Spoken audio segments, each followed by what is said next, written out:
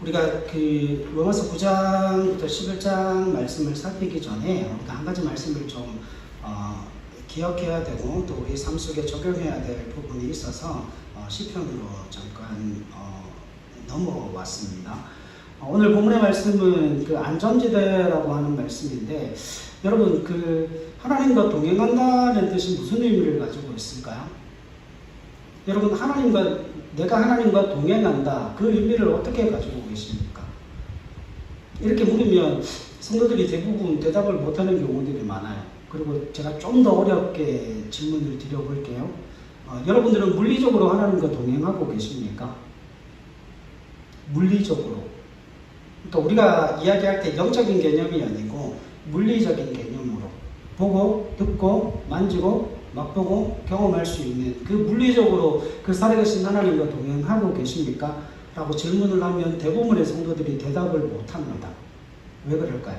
거기에 대한 지식이 없어요.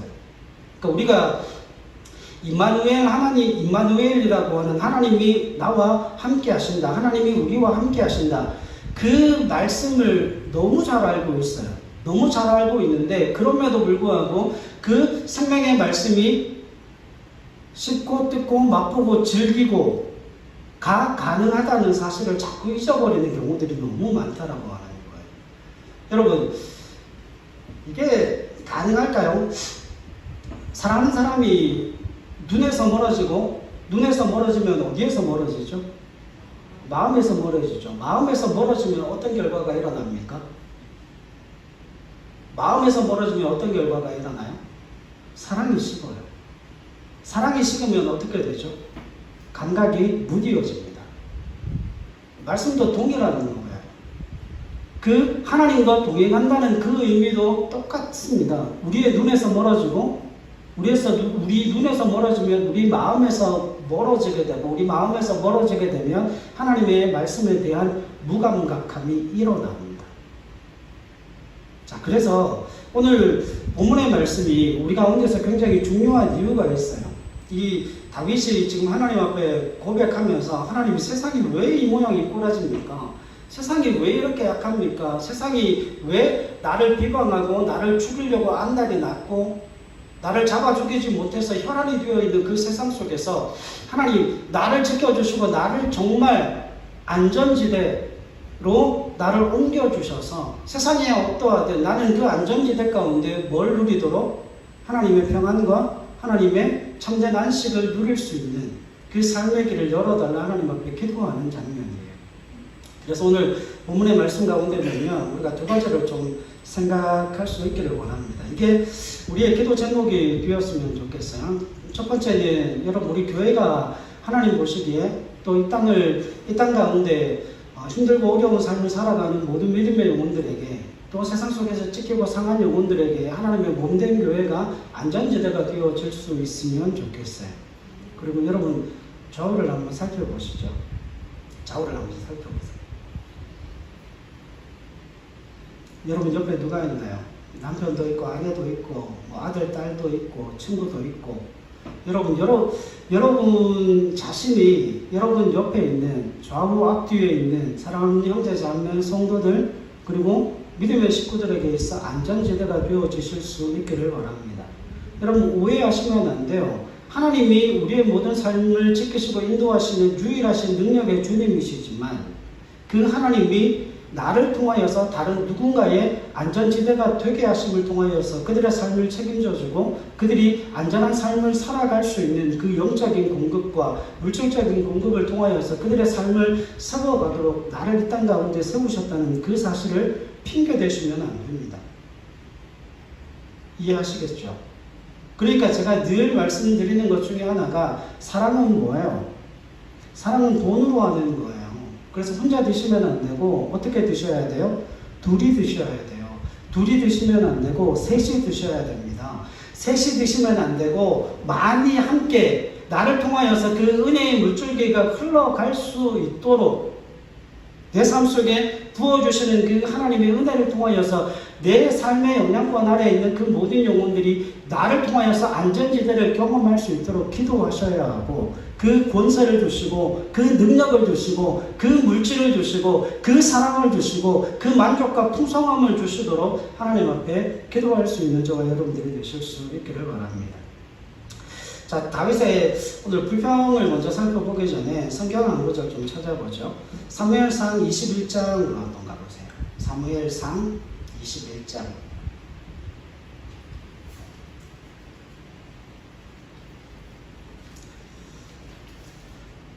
구약 성경 444페이지에 있습니다. 구약 성경 444페이지. 자, 지금 여기가 무슨 상황인가 하면 다윗이 누구를 피해 도망다닙니까? 사울을 피해 도망다니는 과정 가운데 21장과 22장이 나옵니다. 21장 1절 같이 읽어볼게요. 시작. 다윗이 노베 가서 제사장 아히멜렉에게 이르니 아히멜렉이 떨며 다윗을 영접하여 그에게 이르되 어찌하여 내가 홀로 있고 함께하는 자가 아무도 없느냐 하니. 자, 이제 쳐보세요. 다윗이 사울에게 쫓겨 도망가는 그 과정 가운데서 노비라고 하는 그곳에 가서 아히멜렉이라고 하는 제사장을 만납니다. 그 제사장을 만나서 떡을 좀 주십시오. 먹을 게 없으니까 떡을 좀 주시고 혹시 여기에 내가 사용할 만한 무기가 있겠느냐라고 물으니까 이 아히멜렉이 뭐라고 그러는가 하면 당신이 거인 골리앗을 이기고 난 이후에 골리앗이 쓰던 그 칼이 여기에 있습니다. 그 이야기를 하는 거예요. 그러니까 다윗이 뭐라고 이야기하는가 하면, 아니 5절 말씀 보세요.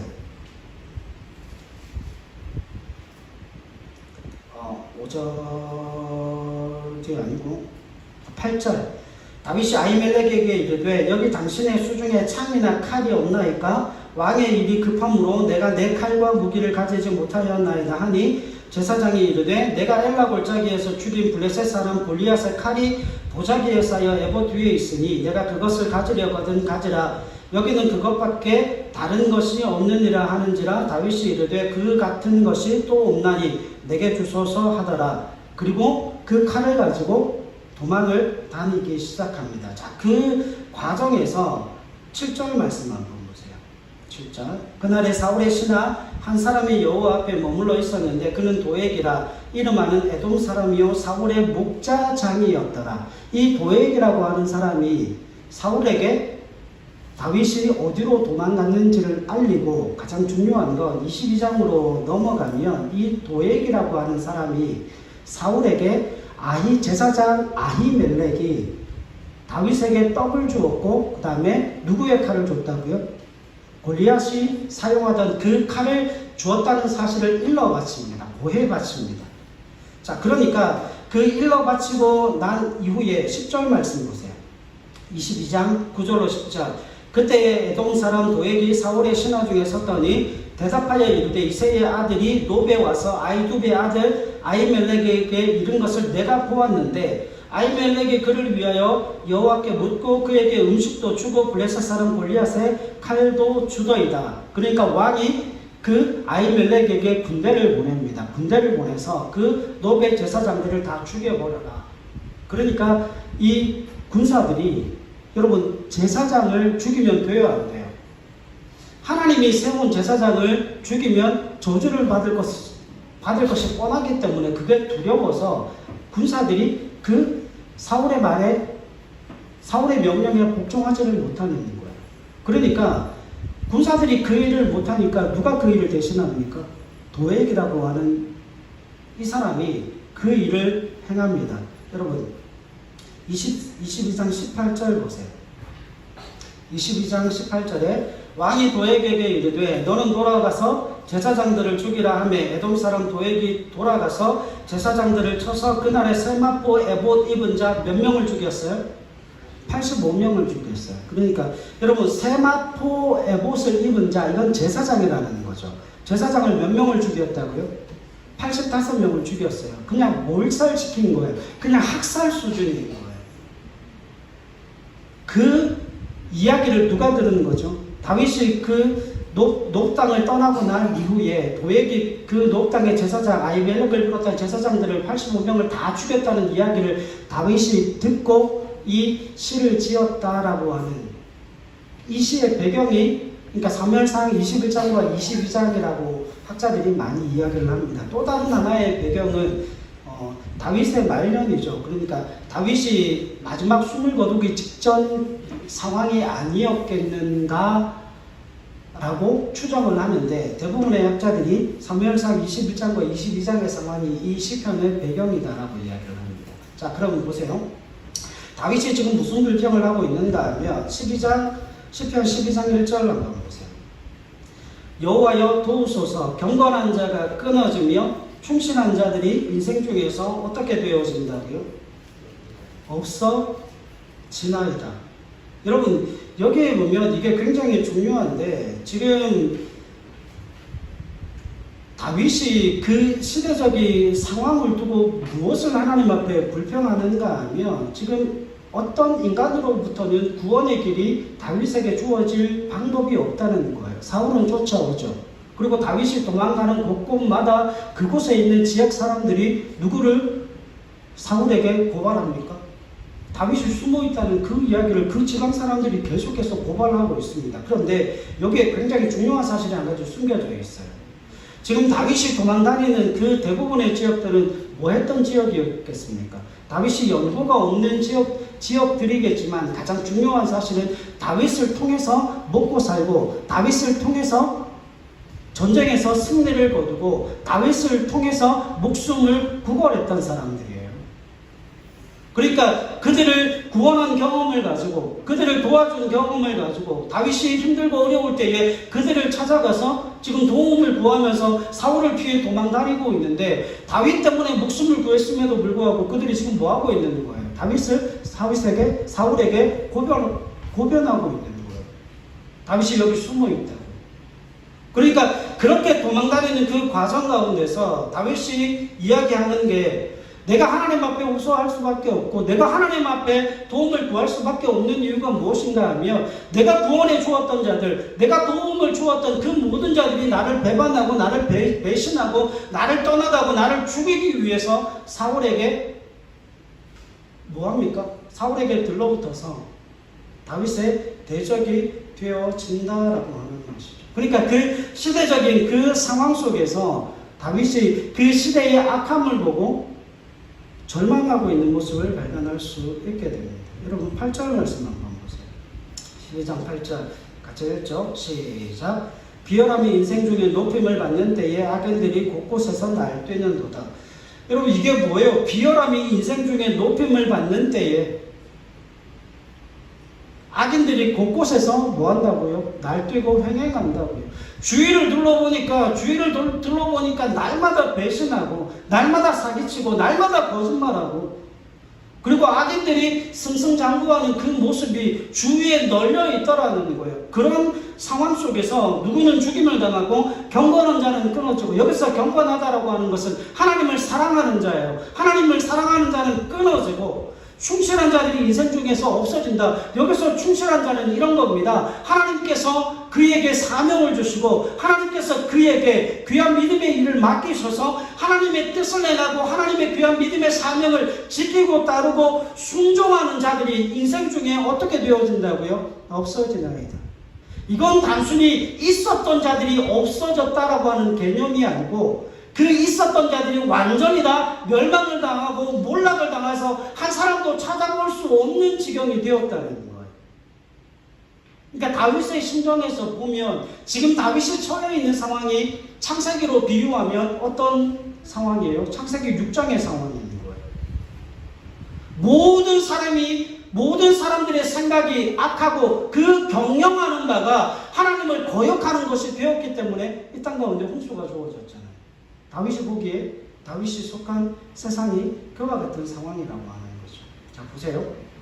2절로 4절 말씀에 보면 다윗이 실제로 그 상황을 구체적으로 서술하고 있는 장면이 나오는데 2절로 4절 보십시오. 그들이 이웃에게 각기 뭘 말합니까? 거짓을 말하며 아첨하는 입술과 두 마음으로 말하는도다. 여호와께서 모든 아첨하는 입술과 자랑하는 혀를 끊으시리니 그들이 말하기를 우리의 혀가 이기리라 우리의 입술은 우리의 것이니 우리를 주관할 자 누구리요 하매로다. 여러분 이게 무슨 이야기인가 하면 여기 지금 3절에 보면 여호와께서 모든 그 2절에 보면 그들이 이웃에게 각기 뭘 이야기한다고요? 거짓을 말한다. 거짓을 말하고 아첨하는 입술과 두 마음으로 말하는도다라고 이야기를 하는데 이 2절에 심각하게 그 시대적인 상황 속에서 하나님의 선택을 받은 하나님의 백성들이 하나님의 계명인 십계명을 구체적인 삶 속에서 아무렇지도 않게 어기는 장면이 나와요. 자, 십계명의 3계명이 이겁니다. 여호와의 이름을 망령되이 일컫지 말라. 다시 말하면 3절에 2절에 그들이 이웃에게 각기 거짓을 말할 때에 무엇으로 거짓을 말한다는 거예요? 여호와의 이름을 걸고 거짓을 말한다는 거예요. 내가 내 생명과 내가 내 이름과 내가 살아계신 그 하나님의 이름으로 내가 맹세한다. 내가 하는 말은 진짜다. 근데 지나고 보니까 진짜예요, 거짓이에요? 거짓이에요. 요즘 그 찌양 사건 때문에 뭐 TV에서 난리가 났대요. 제가 그거 보면서 거기에 연관되어져 있는 유튜버 한 명이 나와서 인터뷰를 하는데 속에 천불이 나서 미치겠더라고요. 잘못은 누가 했어요? 잘못은 지가 잘못했거든요. 지가 잘못했는데 나는 그 일에 대해서 잘못이 없다는 걸 누구를 걸고 하는가 하면 지 두 아들을 걸고 나는 그 일에 대해서 잘못이 없다라고 이야기를 해요. 여러분 지가 잘못했는데 왜 지 아들 두 아이들을 들먹입니까? 이게 도대체 뭐 하는 거예요? 그 이야기, 그 인터뷰를 하고 난 며칠 지나서 잠적을 냈다는 소식이 또 TV를 통해서 나왔어요. 제가 그 이야기 듣고 미치겠더라고요. 여러분 그 거짓말을 합리화시키고 그 거짓말을 정말 다른 누군가에게 설득력이 있게 만들기 위해서 또 다른 거짓말을 치워내는 거예요. 그러니까 자신이 거짓말을 하고 있다는 사실을 자신조차도 속이고 그 앞에 있는 사람을 속이기 위해서 그들이 삶의 기준으로 삼아야 되는 그 십계명의 계명까지 어겨가면서 이웃을 속이고 있다는 거예요. 그리고 3계명과 9계명을 어기고 있습니다. 9계명은 이거예요. 이웃에 대하여서 거짓 증거하지 말라는 거예요. 그러니까 이거를 아무렇지도 않게 훼손시키고 있는데 보세요. 그들이 이웃에게 각기 거짓을 말하며 아첨하는 입술과 두 마음으로 말하는도다. 이게 미완료형으로 되어 있어요.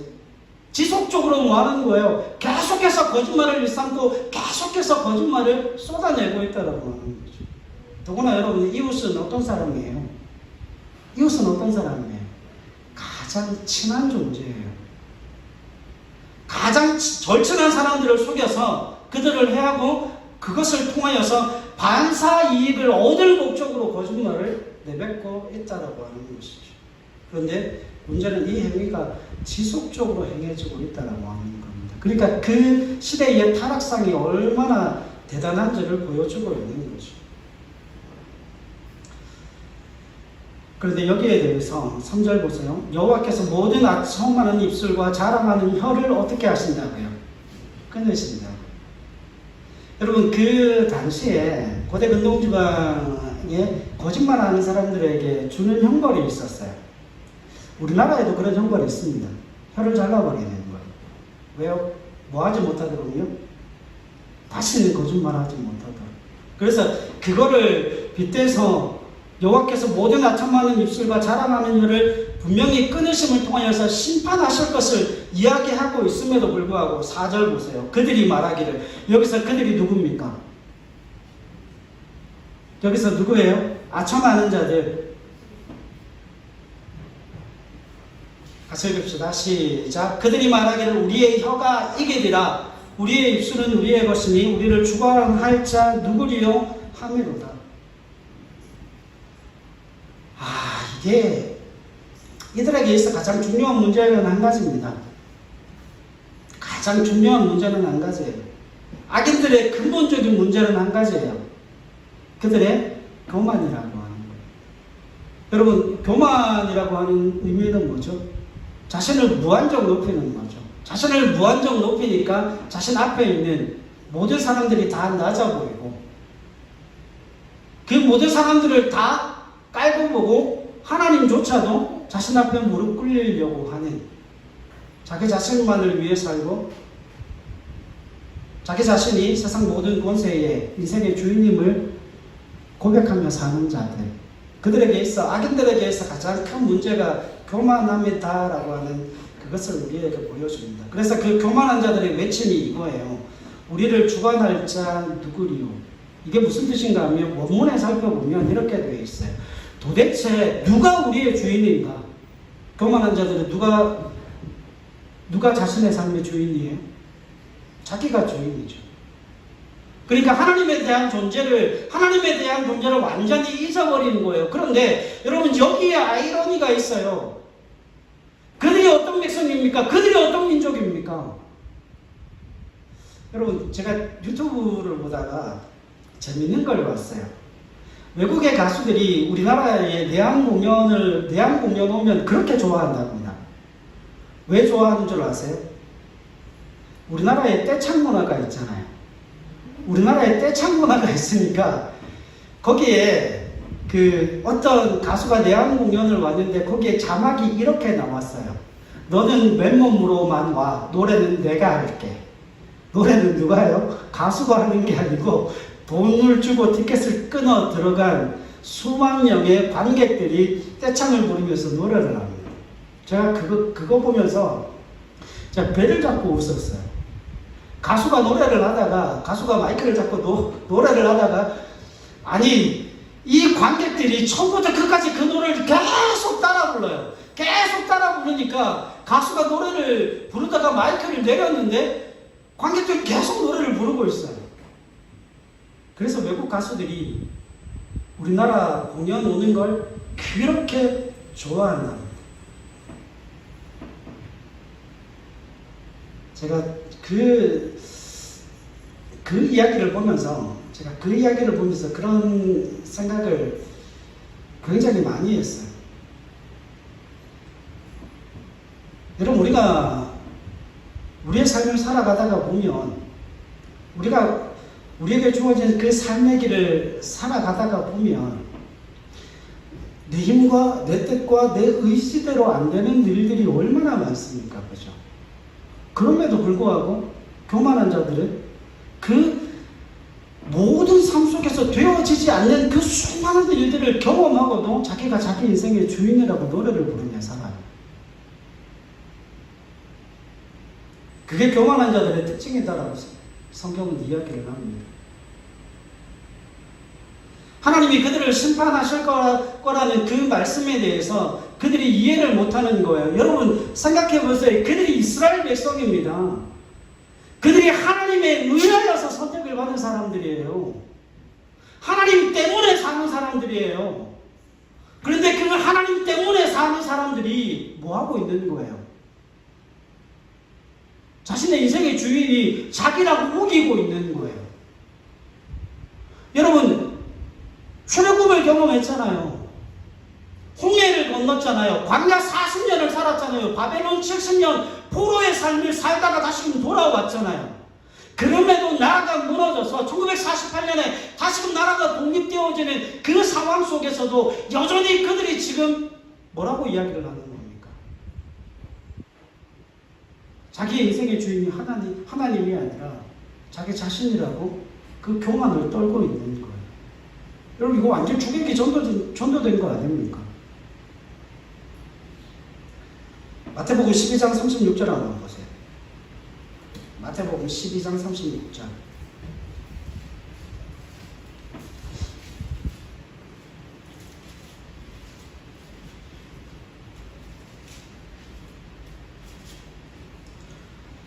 같이 읽읍시다. 시작. 내가 너희에게 이르노니 사람이 무슨 무익한 말을 하든지 심판날에 이에 대하여 신문을 받으리니. 아멘.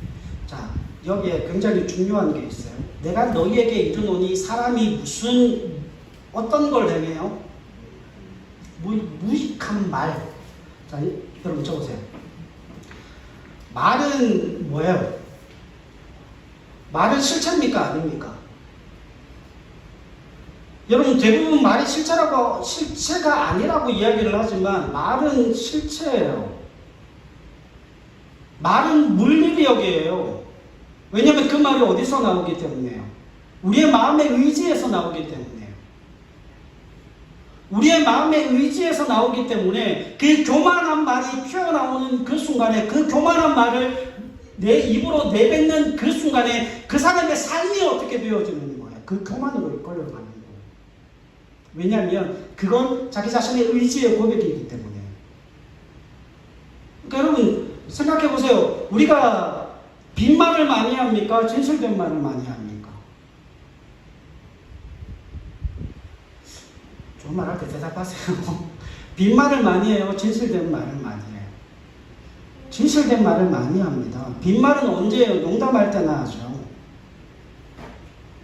자, 100개의 말을 하면 그 중에 한두 개만 빈말이지 나머지 98개는 다 실제로 그 말 한 대로 지키고 따르고 그 말을 행합니다.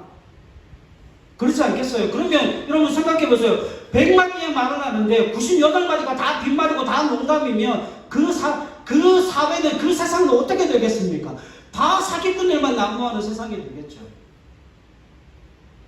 그러니까 우리가 가지고 있는 그 말이라고 하는 그것은 그냥 단순히 내뱉는 그냥 단어들이 아니라 우리의 마음의 의지의 고백이 말로써 나오고 그 말이 실제적인 우리의 삶이 되어지기 때문에 하나님이 뭘 심판하신다고요?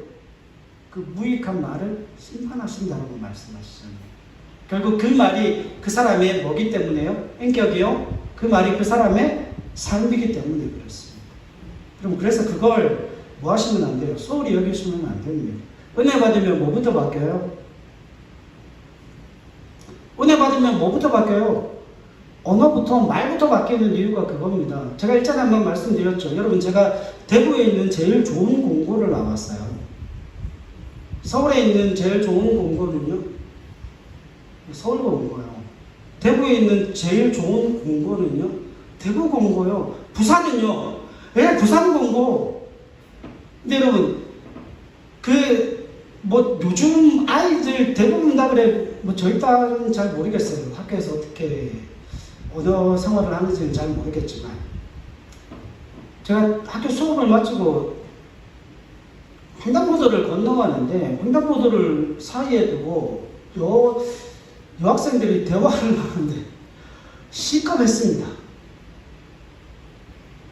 언니가 토시만 빼고 다 뭐예요? 다 욕이에요. 근데 희한한 건 뭔 줄 아십니까?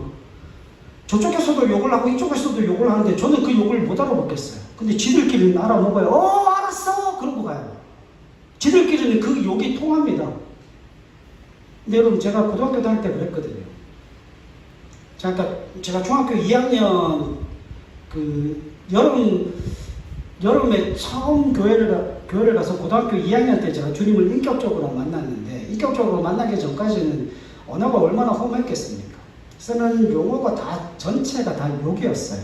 토시 빼고. 애들이 다 대화가 그렇게 통하잖아요.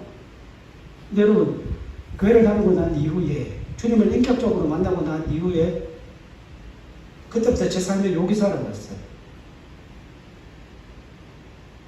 아이들이 저를 보고 경악하기 시작했습니다. 왜냐하면 씨라는 말, 그 다음에 신발끈이라는 말, 아이들이 일상적으로 사용하는 그 욕도 입에서 안 나오더라고요.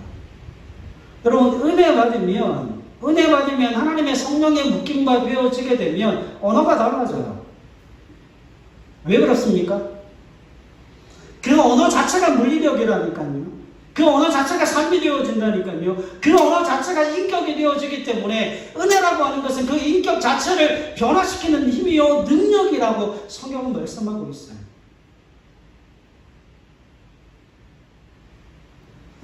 자, 보세요. 그와 같은 상황 속에서 그 모든 총체적인 상황이 어떤가 하면 다윗을 억누르고 그 총체적인 상황 속에서 다윗이 그 구원을 호소할 데가 없는 거예요. 그래서 하나님 앞으로 달려가지고 여호와여 도우소서. 그리고 2절로 4절까지 세상이 이와 같이 나를 억누르고 나를 죽이려고 합니다. 그러니까 하나님이 5절로 7절에서 다윗에게 이렇게 말씀하십니다. 5절 같이 읽죠. 시작. 여호와의 말씀에 가련한 자들의 눌림과 궁핍한 자들의 탄식으로 말미암아 내가 이제 일어나 그를 그가 원하는 안전한 지대에 두리라 하시도다. 아멘. 여러분, 하나님께서 지금 그 다윗의 소리를 들으시고 다윗의 환경을 보시고 뭐라고 말씀하십니까? 여호와의 말씀이에요. 여호와의 말씀에 가련한 자들의 눌림과 궁핍한 자들의 탄식으로 말미암아 내가 이제 일어나 그를 그가 원하는 안전한 지대에 두리라. 보세요. 여호와가 말씀하십니다. 여호와가 말씀하시고 그가 처해 있는 그 환경 가운데 그가 지금 안전지대에 있어요? 불안전지대에 있어요? 불안전지대에 있잖아요. 그 불안전지대에 놓여져 있는 그를 옮겨서 어디에다 두겠다고요? 안전지대에 두겠다고요. 그런데 여기에 우리가 반드시 기억해야 될 말씀이 여기에 있어요. 오늘의 결론의 말씀이 여기에 있어요. 여러분, 안전지대에 두는 건 하나님의 뭐예요? 하나님의 행위죠. 하나님의 행위가 어떻게 발생되어지는가가 문제 아닙니까? 하나님의 행위가 어떻게 발생되어집니까? 여러분, 이게 핵심이에요. 하나님과 동행한다면서요. 그 임마누엘 하나님이 우리와 동행하기를 원하신다면서요. 그러면 그 임마누엘이라고 하는 것은, 그 하나님의 동행이라고 하는 것은 하나님의 물리력이 우리에게 가해지는 거예요. 그 하나님의 물리력이 우리에게 가해지지 않으면 하나님의 동행을 어떻게 경험합니까? 하나님의 임재를 어떻게 깨닫습니까? 그 하나님의 물리력이 무엇으로 나타나는가 하면 여호와의 말씀이에요. 여호와의 말씀에. 그래서 6절의 말씀이 나옵니다. 6절 같이 읽읍시다. 시작. 여호와의 말씀은 순결하며 흙도가니에 7번 단련한 은 같도다. 여호와의 말씀은 뭐하다고요? 순결하다고요. 거짓이 없다고요. 억측이 없다고요. 다른 누군가를 속이는 말씀이 아니고 정직하고 순결하여 그 말씀이 반드시 이루어지는 전능한 말씀이라고요. 그래서 제가 늘 말씀을 드리죠. 그 하나님의 전능함은 무엇에 대한 전능함입니까? 하나님의 그 신실하신 약속, 그 신실하신 말씀을 지키고 그 말씀을 이루고 성취하는데 전능한 하나님이세요. 그러니까 말씀하신 바가 삶 속에 이루어지는 거예요. 여기에 보면 흙도가니에 7번 단련한 은 같다 그랬죠. 여러분, 흙도가니에 은을 단련하는 이유가 뭐예요? 불순물을 제거하는 거잖아요. 불순물을 제거하는 거잖아요. 그러니까 그 불순물을 7번까지 제거한다는 건 무슨 이야기예요? 완벽하다는 거예요. 완벽하게 그 말씀이 지켜지고 그 말씀이 이루어질 것을 말씀합니다. 자, 7절 별표. 7절 별표 같이 읽읍시다. 시작. 여호와여 그들을 지키사 이 세대로부터 영원까지 보존하시리이다. 아멘. 여러분, 우리가 이 7절 한 절 말씀 해석하려고 지금 여기까지 왔어요. 이 7절 한 절 말씀 해석하려고. 보세요. 여호와여 누구를 지키사? 그들을 지키사 이 세대로부터 영원까지 보존하시리이다. 이 세대는 악한 세대입니다. 하나님을 거역하고 악이 횡행하고 거짓이 난무하고 아첨하는 자가 권세를 가지는 그 세상 속에서 여호와여 그들을 지키사 그랬죠. 자, 질문. 여기에 그들은 누굴까요? 그들의 대상이 누굴까요? 그들 다윗 같죠? 그죠? 다윗 같고 다윗과 함께한 사람들 같죠? 그렇게 볼 수도 있지만 전혀 다르게 해석할 수도 있어요. 제 해석은 다윗은 아닙니다. 여기서 말하는 그들은 우리가 아니라, 저와 여러분들이 아니라 하나님의 말씀들이에요. 하나님의 말씀들. 그러면 이 본문이 어떻게 돼요? 해석이 되어집니다. 여호와여 하나님의 말씀들을 지키사 이 세대로부터 영원까지 뭐 하신다고요? 보존하시리이다. 왜 이렇게 해석을 하는가 하면, 여러분, 하나님은 뭘 지키시는 분이에요? 자신의 말씀을 지키시는 분이죠. 그러면 보세요. 우리가 하나님의 말씀을 가졌다면, 내가 하나님의 말씀을 가졌다면 나는 어디로 옮겨질까요? 안전지대로 옮겨집니다. 무엇 때문에 안전지대로 옮겨지죠? 무엇 때문에 안전지대로 옮겨집니까? 여러분, 내가 말씀을 가진 자로서 하나님이 그 말씀을 지키시는 자이시기 때문에, 하나님이 그 말씀을 보존하시는 자시기 때문에, 그래서 그 말씀을 지킨, 그 말씀을 소유한 자는 하나님이 그 말씀을 지키심으로 그 말씀이 우리를 어디로 인도해 가는 거예요? 안전지대로 인도해 가는 거예요. 중요한 건 나라고 하는 존재가 그 하나님의 말씀을 소유했는가, 그 하나님의 말씀을 소유하지 못했는가가 문제인 거예요. 우리의 삶과 죽음이, 우리의 인생이 꽃길이 되어지고 우리의 인생이 가시밭길로 가게 되는 그 결정적인 문제가 어디에 있어요? 말씀에 있다는 거예요. 여러분, 우리가 예배 때마다 한 절 낭송하는 말씀, 우리가 예배 때마다 한 절 읽어내는 그 말씀, 여러분, 그게 아무런 의미가 없는 말씀이 아니에요. 그게 여러분들의 영혼을 살리고 여러분들의 삶을 안전지대로 인도해가는 능력의 말씀이 되어진다는 거예요. 예전에 그런 상담을 받은 적이 있어요. 자녀의 삶이 정말 부모가 바라고 원하는 대로 그 삶의 길이 열려지지 않아서 고통당하는 부모를 봤습니다. 자녀에 대해서 고민이 너무 많은 거예요. 아니, 자녀의 삶을 하나님 열어주시고 인도해 주시면 될 텐데 그 자녀 때문에 너무 큰 고통을 당하는 거예요. 말을 듣기를 합니까? 필요한 모든 것들을 다 공급해 줌에도 불구하고 삶이 제대로 사라지지를 않는 거예요. 아이의 삶이 제대로 사라지지를 않는 거예요. 제가 그 상담받고 난 다음에 하나님 앞에 기도했습니다. 하나님, 왜 그렇습니까? 교회 중직이고 하나님 기도하는 부모인데 왜 그렇습니까? 제가 그때 알았어요. 그 아이를 불렀습니다. 그 부모하고 아이를 같이 불렀어요. 상담하면서 그 아이에게 그걸 물었습니다. 얘야, 신앙 고백이 있니? 하나님이 너의 하나님이고 하나님이 너를 위해 십자가를 지시고 그 예수님이 너를 위해 십자가를 지시고 예수님께서 너를 위해 십자가에 죽으셨다는 그 사실을 믿음으로 고백하니?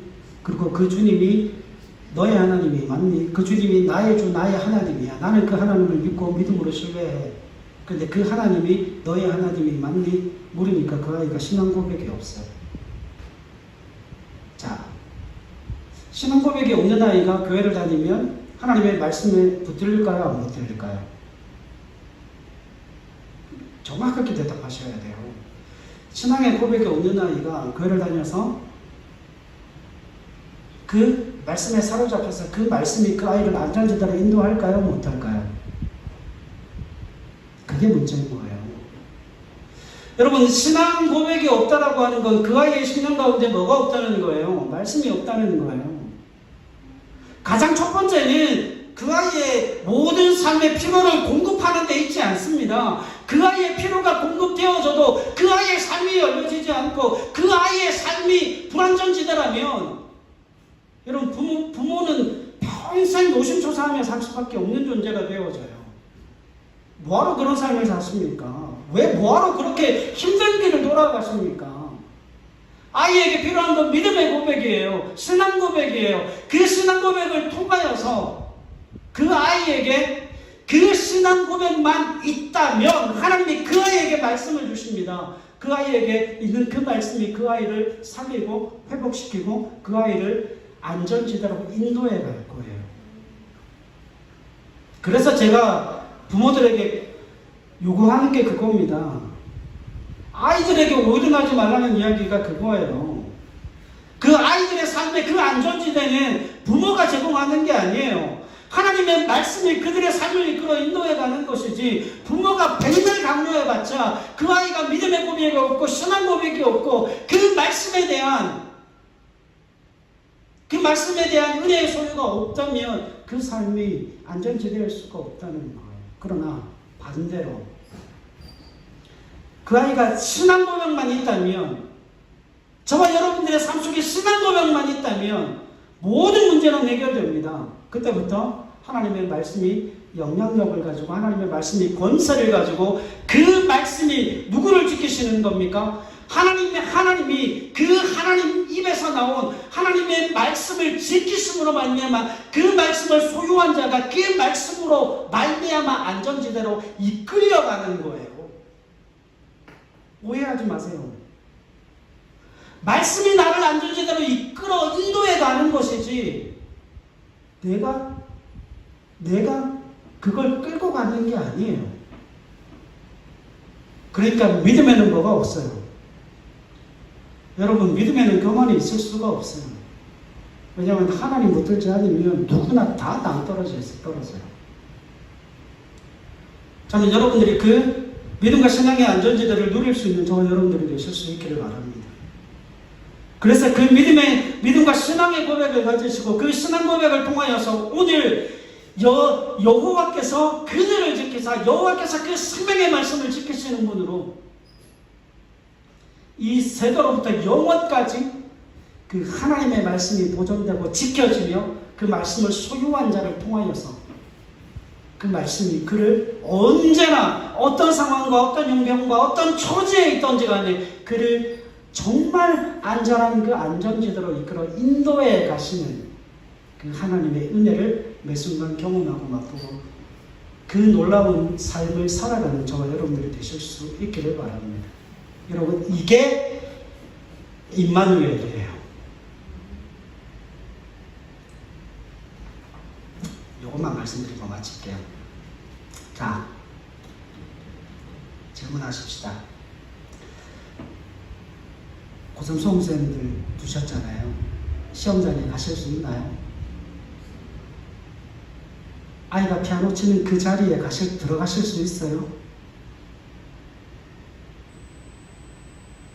예슬아, 은지야, 니들이 시험을 치고 니들이 가는 그곳에 부모님이 늘 따라 들어갈 수 있니?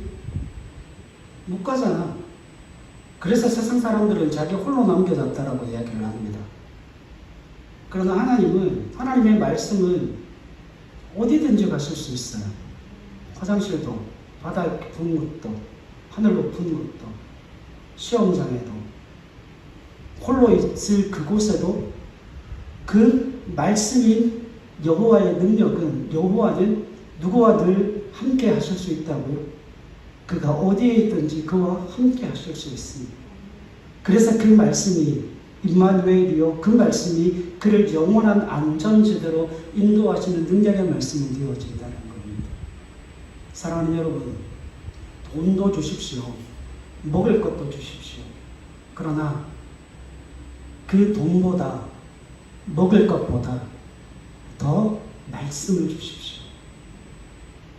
그 말씀을 먹일 수 있는 저와 여러분들이 되실 수 있기를 바랍니다. 이번 한 주간의 삶을 살아가시는 동안 여러분 그 말씀을 죽게 살기로 암송하세요. 죽게 살기로 암송하시고 기도할 때 그 말씀을 되뇌이시고, 하나님 지켜보호하신다고 말씀하셨잖아요. 이 세대 가운데 영원까지 세세토록 하나님께서 그 말씀을 지키시고 보존하신다고 그렇게 약속하셨사오니 그 약속의 말씀이 내게 있습니다. 주님, 나를 그 안전지대로 옮겨주시고 그 안전지대에서 누리는 평안을 맛보게 해달라고 이번 한 주간의 삶을 그렇게 기도하시며 하나님 앞에 나아가는 저와 여러분들이 되실 수 있기를 주님의 이름으로 간절히 부탁을 드립니다. 기도하겠습니다.